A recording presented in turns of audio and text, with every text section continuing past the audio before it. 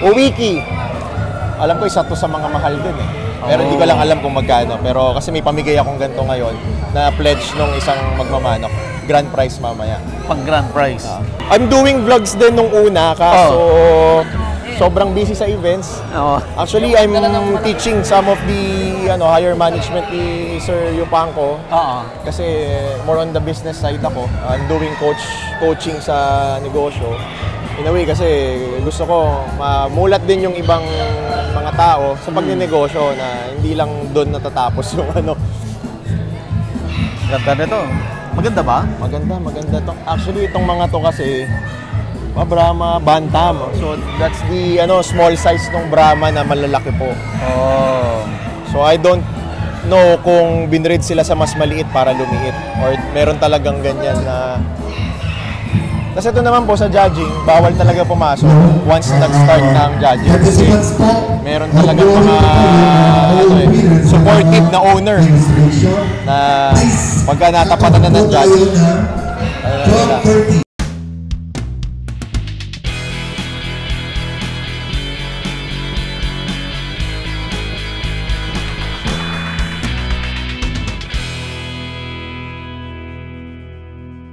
Available na po ang agribusiness merch sa Shopee. Ang link nasa description box.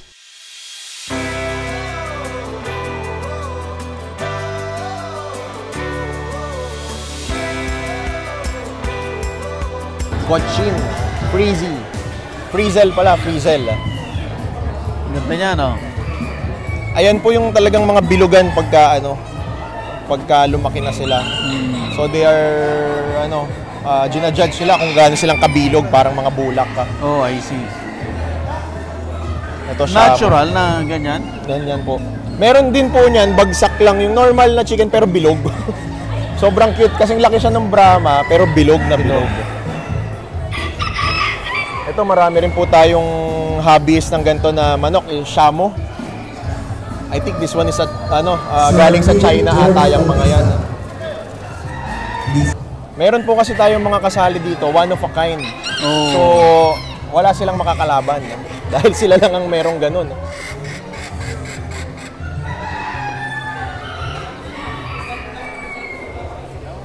Mga MGB pala to. Here, po yung mga black meat.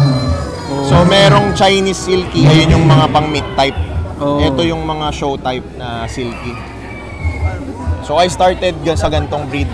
I started kasi yung daughter ko medyo mahilig din sa hayop, inintroduce ko. So dami mong pets, dami mong alaga? Sa reptiles, yes. I have 200 plus snakes sa facility. Meron na rin akong mga lizards. Tapos I started nito sa chicken. So medyo nahihilig na ako sa manok kasi iba yung crowd ng manok. Pagka talaga suportahan. Mas gusto ko yung ganito na challenging sa akin tong gantong medyo magulo pero masaya. Tsaka and also nung nung pandemic medyo namatay yung industry. So ngayon nag-start sila ulit. Grabe, no? Ito naman, silky din siya pero showgirl kung tawagin. Pero kahit lalaki, showgirl siya. Dahil? Basta walang, sinoshow niya yung neck niya. Yung neck niya. Ayan, naked neck. Naked neck. So, same lang naman siya. Wala lang balahibo dun sa loob. Ito, barbo. Ito, napaka-cute din niya. Walang buntot. Walang buntot? Pero bilog na bilog. Ano yan? Mutation yan? Or talagang lahi siya? Lahi po talaga. Lahi. That's the barbo. Ang galing nga po yun, medyo na-amaze din ako kasi before I started doing this, parang ang thinking ko sa manok kasi pagkain lang. Ngayon, na-appreciate ko siya lalo na hindi lang siya pagkain. Though pwede silang kainin pero manghihinayang ka eh. Lalo pagka. Boss, dun yung fancy na pila. Boss, dun po kayo ha. Basta. Ayusin ko lang itong mga to kasi Nalate yata kayo? Oo nga po galing pang Karanglan yung Can we? Pwede Or pa. kailan mo pang i-assist sila? Sige, kaya na po nila yan. Okay. Malaki na yung mga yan. Sila yung mga galing Nueva Ecija eh. Oo nga. Sabi ko, naipit lang na konti. Sige, tuloy na natin. Okay, Rafi. Why you keep on organizing this kind of event? Ako po, ang goal ko talaga kasi once na nag-organize ako ng event, gusto ko it's one of the best talaga. And gusto ko, lalo ito, Fancy Chicken, I'm seeing this as malaki pa yung potential. So gusto ko mas i-elevate. So since marami naman po tayong kilala sa industriya, hopefully they help me na mas mapataas. Kasi nung nag-pandemic tayo, medyo bumaba yung bawal tayo kasi magsama-sama eh. So ngayon, Naalala mo na ba na bumalik na sa dati? mukhang bumalik na po. Bumalik na. Oo, mukhang bumalik kasi from last year na medyo meron pa, nakapagpadala na tayo ng 20,000 sa SMX eh. So hopefully ngayon, dito sa Fancy Chicken, hindi man 20,000 pero hopefully madala natin sa ganong level. Yeah. Yung natin. Ano ang future nito? Ang future nito, nakikita ko, this is gonna be a event na buong taon meron. Umiikot po tayo from north to south. Ayun po yung one of the visions ko dito sa show na to, na hindi lang tayo dito magpo-focus. So hopefully lahat ng area malagyan natin ng show. Kasi yung mga hindi nakakapunta sa norte, hindi makakapunta sa south. So ito po, start natin sa norte dahil dito yung isa sa may pinakamalalaking supporters po eh. Hopefully sa south ganun din. Any word sa community na watching us? Ayan, so keep supporting lang po yung mga gantong maliliit na events. So well, eventually sana mapalaki natin. And also kung meron kayong hobby, person nyo na lang. Wag na kayong maghahanap ng mga advices. Kung talagang gusto nyo, push nyo na kaagad. Push na. Oo, wag Agad na. Agad na. Mag-act na kaagad kasi minsan yung hesitant natin na nag-aano tayo. Hindi natin lagi natutuloy yung mga bagay-bagay. Ako, I started small, naging ganito. So, ayun lang, push lang ng push. Oo. Tapos sabi mo, kakaiba itong event na to ngayon kasi nag-introduce ka ng mga bago. Like, di ba dati, more on prestige lang, no? Trophy, ganyan. Yes, Pero yes. ngayon, nagdagdag ka lang, may cash, Yes, ganyan. we started na giving away cash para hindi lang po tayo nagte-train ng mga chickens as well. Meron tayong talagang mapapala na ay, nanalo ako ng trophy, ng certificate ribbon, and also may cash ako pang sustain sa hobby. In a way, kahit small amount lang naman yan kasi iba talaga pag nananalo ka ng mga ganyan sa competition. So hopefully yan, maging mas prestige siya sa mga susunod. Rafi, sana mabisita namin yung place, ha? Pwede po, pwede po. gawa Ayusin tayo ko lang ng- po. Kasi medyo magulo pa po eh. So well, hopefully sa susunod na month, meron kasi akong inaayos fishing tournament naman. Wow! Yan, so it's a... Fishing tournament? Yes, sa freshwater muna tayo para kahit may bagyo, okay lang. So it's a bass tournament, hopefully matuloy. Saan yan? Hinahanapan pa namin ng spot kung saan maraming sea bass. So I'm aiming for a celebrity competition. So hopefully makapag-invite tayo ng mga enthusiasts na fishing. Ayan po. So invite ko kayo doon, sir, ha? Okay, thank you. Thank you, sir. I really appreciate na pumunta kayo dito. Siyempre kay Mr. Yopangko. Grabe si Mr. Yopangko pag sumuport eh.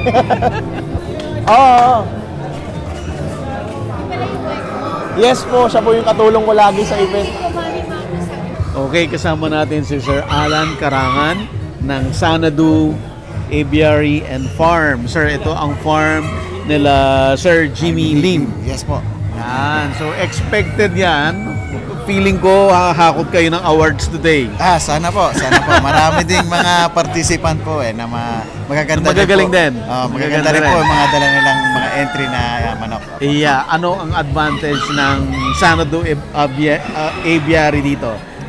Bali naging advantage lang po ni Sanado Aviary and Farm kasi kami po yung direct importer po lahat ng mga fancy chicken natin. Kaya yung iba po dito na i-entry ng ating mga participant is galing din po sa atin. Oh, I see. Apo. Kung maalala nyo po, di ba, na-interview natin si Sir Jimmy Lim. Sobrang dami ng animals sa farm. Hindi mo alam kung alin ang uunahin mo. So, sobrang gaganda. Apo. Marami po kaming mga iba't ibang variety na nasa loob ng farm namin sa Cuenca, Batangas. Okay. Pinakabago po namin ngayon is yung Urban Wildcats. Nandun po yung mga imported na mga pusa namin, mga marmoset, caiman, mga breeders, tapos ostrich, and then mga iba't ibang klaseng fancy chicken and then mga game farm. Yan. Dahil under din po kami ni Winslet Game Farm. Yeah, so isa-isahin natin yan. Marami tayong bibisitahin sa grupo nila Sir Jimmy. Apo. Hanggang doon sa makover natin lahat. Kasi sobrang interesting. Palaki na palaki yung inyong community. Yes po, apo, yung industriya po natin ngayon, mas marami na po nakaka-appreciate ng mga hobbies eh.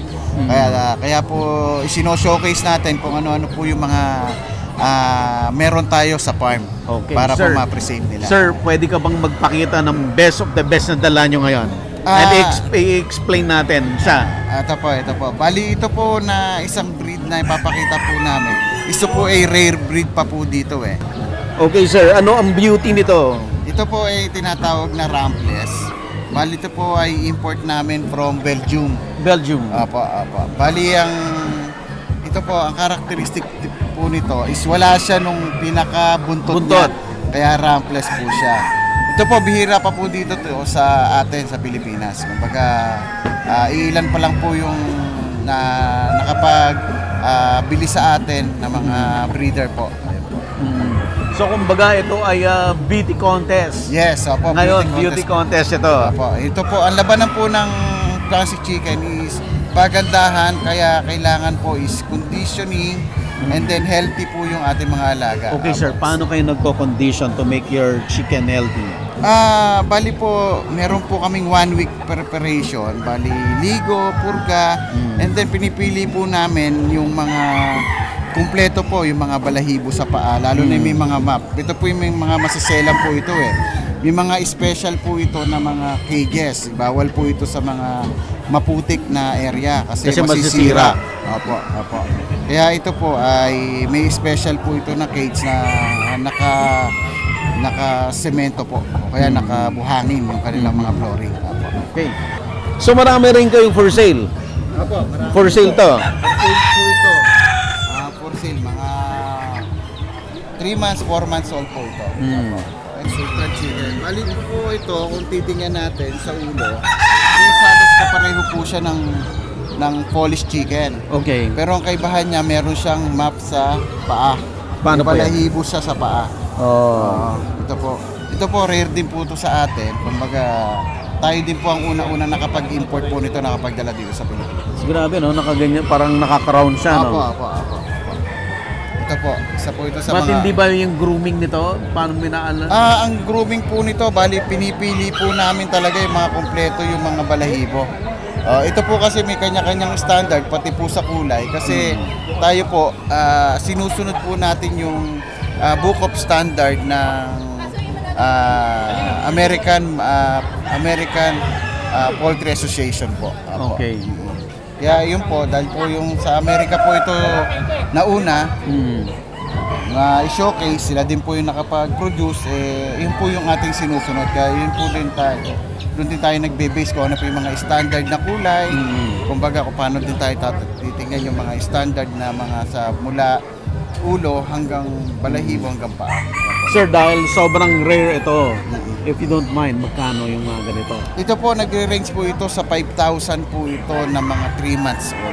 3 months Ito old. po, nag-aalaga na po ito ng mga, nagkakalaga na po ito ng mga 6,000 to 8,000. To 8,000 per chicken. Per chicken po. So kung wala kang baguhan ka, hindi mo naintindihan, hindi mo makikita yung distinction, no? Bakit siya unique, no?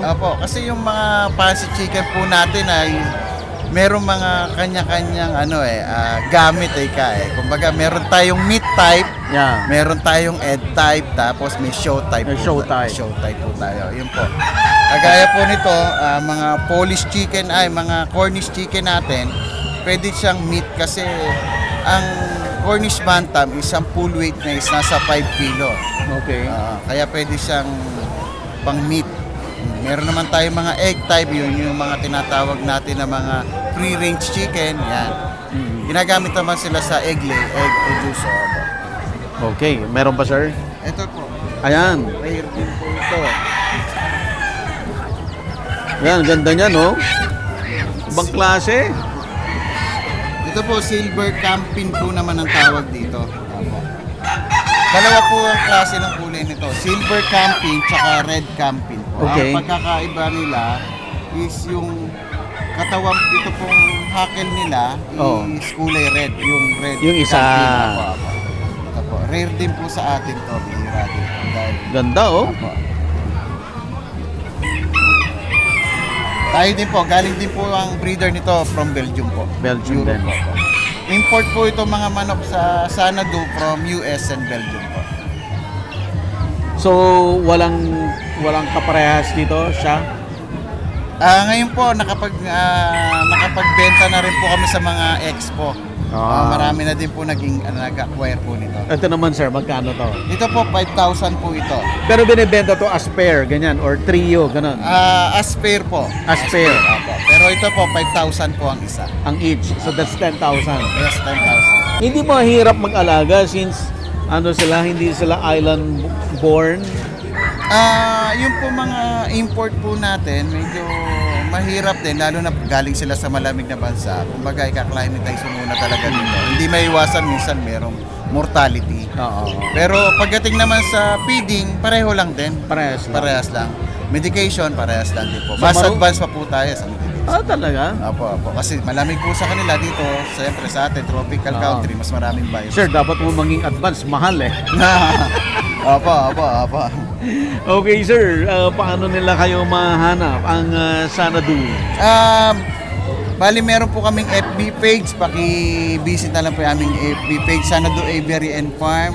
And then, nandun po nakapost po yung aming mga contact number kung kailangan nyo pong kung meron po kayong tanong, kaya gusto nyo mag-inquire, mag-acquire sa amin, pwede po kayo na mag-message po sa aming FB page.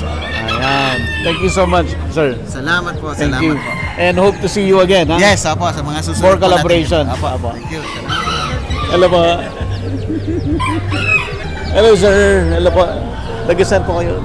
Pampanga po. Pampanga. Hello po. Florida. Napapanood ko kayo Ay, salamat po. Sa vlog po ninyo. Sa mga anak ko, ay napanood ko si Sir sa vlog. Kasali po kasi yung mga manok ng anak namin. Kasali po. Pwede makita, sir. Pwede, sir. Ito yung mga entry nila, sir. Sir, ano pong buong pangalan niyo, sir? Romano Paraginap na. Sir Romano. Yes, ito po yung mga manok na anak ko. Ayan. So, ito yung mga entry nila, sir. Meron pa po si Rama. Oh. Follow this guys Agriculture Magazine. Yes. To work with you. Sa feature ako ng January Travel. Okay, Oh, ito lang.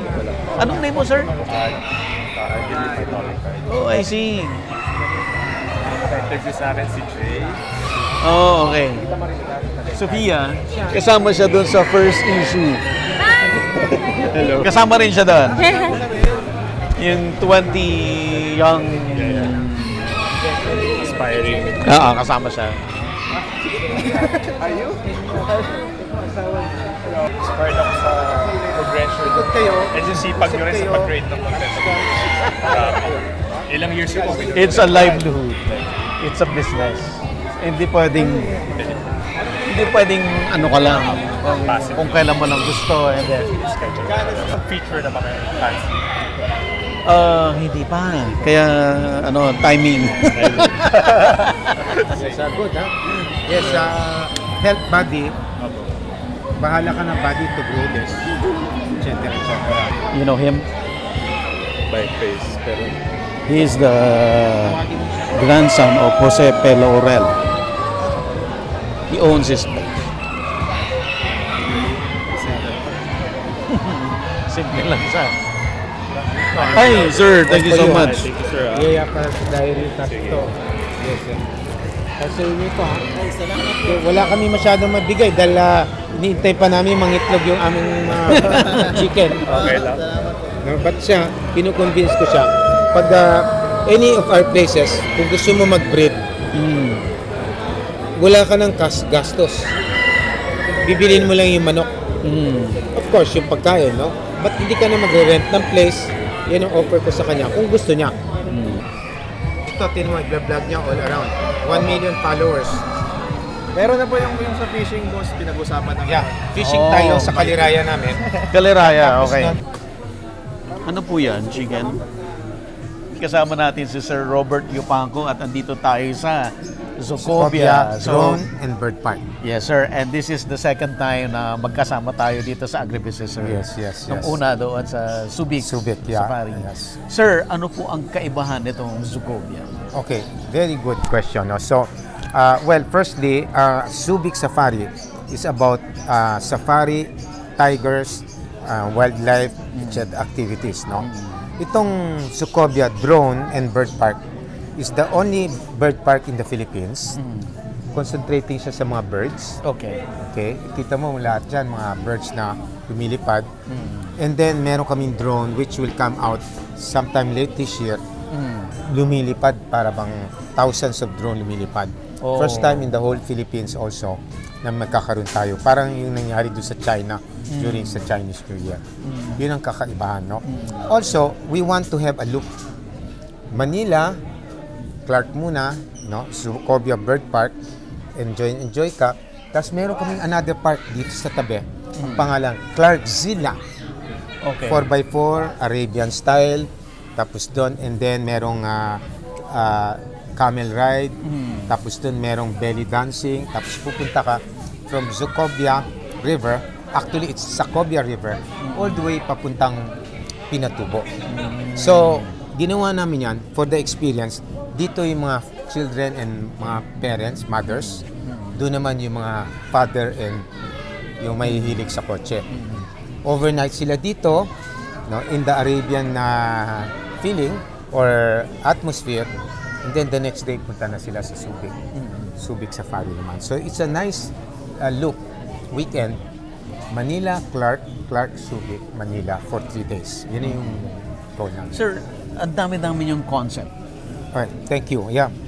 Yes, Saan, yes. Paano nyo, saan nanggagaling lahat yung Okay, concept na yan? nanggagaling lahat yan sa daan-daan namin tao. Okay. Okay, who are very creative, and then also of course including the different resources around us, giving us some good suggestions. Remember, we have 2 million visitors, and these good visitors are giving also inputs, and then we have also we're a member of different association like PhilAPA, which is Philippine Amusement Centers, and then we have also CISA, Philippines Southeast Asia Zoo Association. So sa buong Philippines, sir, captured nyo na ba yung market? Ang vision namin, buddy, no, is to make the Philippines one big green resort. Okay. Okay, to cater to 1 billion, 1.5 billion Chinese, another 1.2 billion Indians and Pakistan, and then 700 to 800 million Asians, no, from the Pacific. Pumunta sa atin kasi ang ganda ng Pilipinas. Plus, ang dami nating, of course, resources, natural resources. Plus, gusto ko tulungan ng Pilipinas kasi napag-iwanan tayo somehow sa ibang area. Sa buong Asia, hindi tayo, dati top 2 tayo. Now, bottom 2. Bottom 2 na. Masakit. So, we all have to do our little share to help this country. And I think in a small little way, this is what we wanted to do. Hopefully, in the years to come, we will have many parks around the Philippines, making the Philippines one big green park resort. So yun ang aming Sir, may message ba kayo sa audience Yes. na mga into agriculture and agribusiness? Okay, firstly, nobody will love the Filipinos except the Filipinos themselves. Mahalin natin itong bayan. So meron kaming 5E na pinopromote sa aming parks. No? Number 1, exhibit. Okay. Ng mga animals. No? Number 2, education. Magkakaroon pa kami ng academic to endemic sa mga schools. Tuturuan namin for free. Okay. Number 3, entertainment. So I hope one time makabalik ka, meron kaming fantastic wings. Birds, nagsho-show. Okay.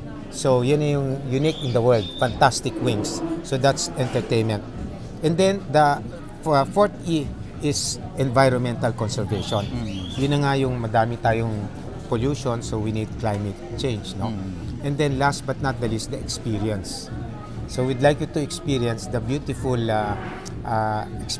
with your family or with your friends.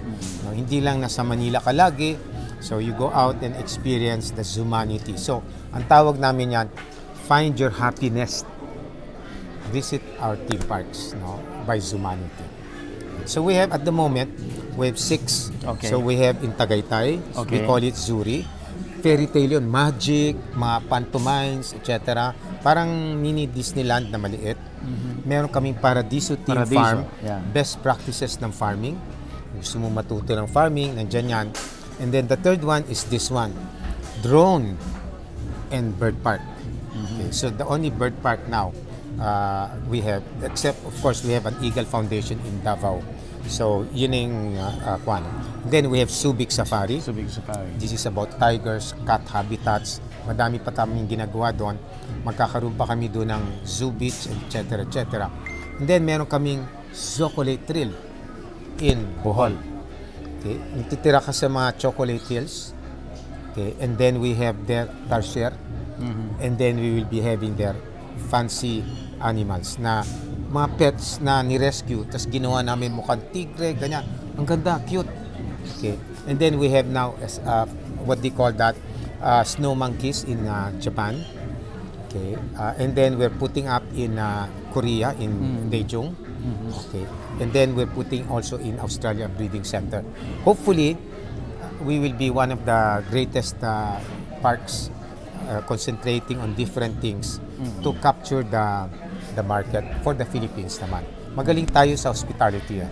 So that's my message. So please find your happiness, visit us. Sir Robert, Yes. thank you so much. Thank you, buddy. Yes, Yes, and sir. then please visit us, support us kasi we're giving a part of this also to the conservation of our animals.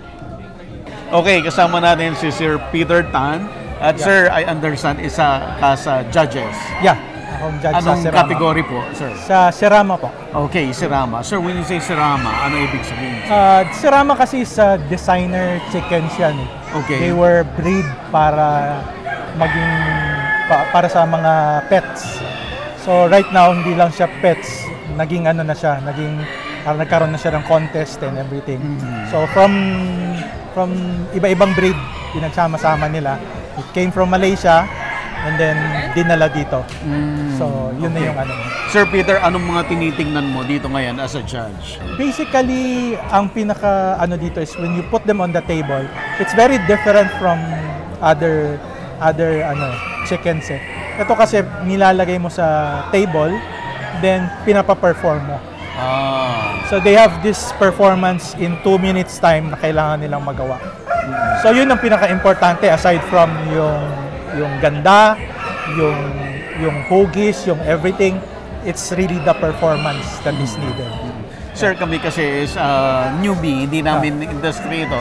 So hindi namin masyadong naintindihan. But in your case, sir, paano nyo natutunan lahat ito?